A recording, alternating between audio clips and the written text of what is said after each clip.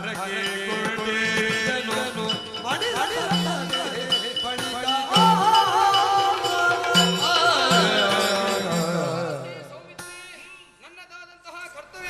ಯಾವ ಕಾಲಕ್ಕೂ ಮರೆಯಕೂಡದು. ಖಂಡಿತ. ಈಗಾಗಲೇ ರಥವನ್ನು ಹೇರಿಕೊಳ್ಳುವುದಕ್ಕಿಂತ ಮೊದಲಾಗಿ ದೊಡ್ಡ ತಂದೆಯವರಿಂದ ಆಶೀರ್ವಾದವನ್ನು ಪಡೆದು ಬಂದಿದ್ದೇನೆ.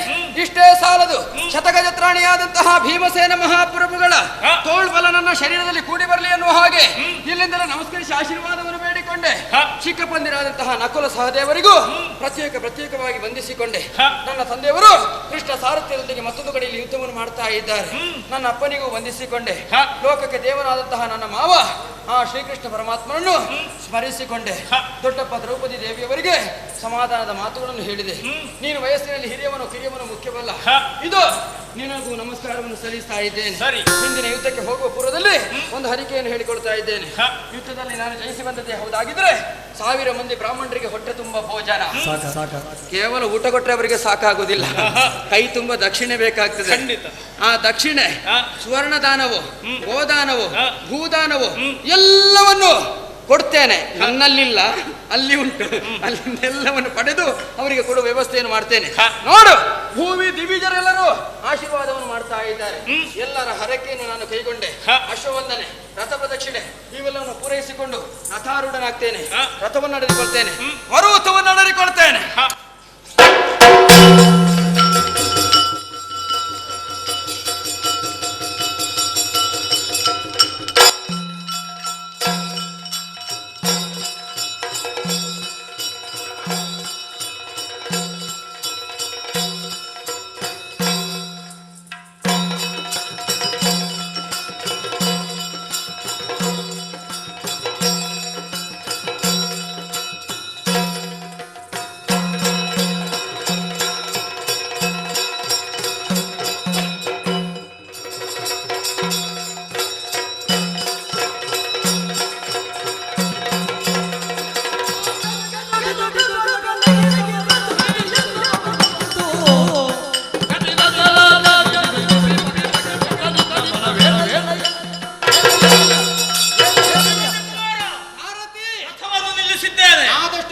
ಮುಗಿಬೇಕು ಅಂತ ನಾವು ವೇಗದಲ್ಲಿ ಹೋಗುದು.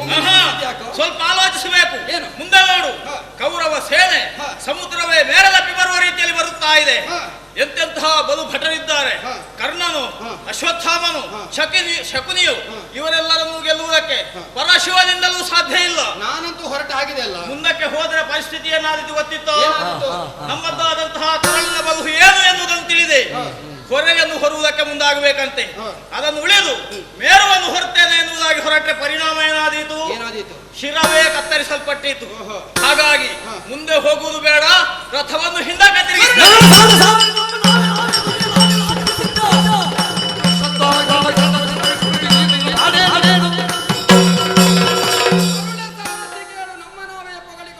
ಸುಪ್ರಸಿದ್ಧ. ನಮ್ಮನ್ನು ನಾವು ಹೊಗಳಿಕೊಂಡ್ರೆ ಅದು ಆತ್ಮದ್ರೋಹವಾಗ್ತದೆ. ಹಾಗೆ ಪ್ರತಿಪಕ್ಷದವರನ್ನು ಕಂಡು ಹೊಗಳುವುದು ಸರಿಯಲ್ಲ. ಆ ಸೇನೆಯನ್ನು ಕಂಡಾಕ್ಷಣ ನೀನು ಭೀತಿಗೊಂಡೆಯಾ? ನಿನಗೆ ಧೈರ್ಯ ಬರುವುದಕ್ಕಾಗಿ ಒಂದೇ ಒಂದು ಮಾತನ್ನು ಹೇಳ್ತಾ ಇದ್ದೇನೆ, ಕೇಳು. ಏನು? ಅವರ ವಾದರೆ ಹರನ ವದನದಿ ವ್ಯವರತ ಏನು? ಅವ ಗೆಡಿಸಿದರೆ ವಾಸವನ ಸದೆವೆನು, ಒಕ್ಕಡ ಹುದಿರಿಸುವನು ಭಾರ್ಗವನ, ಜವನ ಜವ ಗೆಡಿಸುವನು ಸಾಕು. ಇನ್ನು ಅವರೋ ಇವರೋ ಮಾಧವನೋ ಪಾರ್ಥನೋ ದುಡುಕಿದರೆ ಲೆಕ್ಕಿಸಲಾರೆ ಹರಿಸು.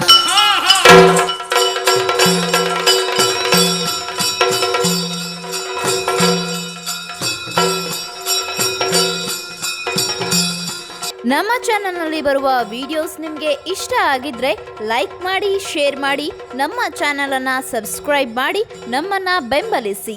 ಯಕ್ಷಗಾನ ಗೆಲ್ಗೆ.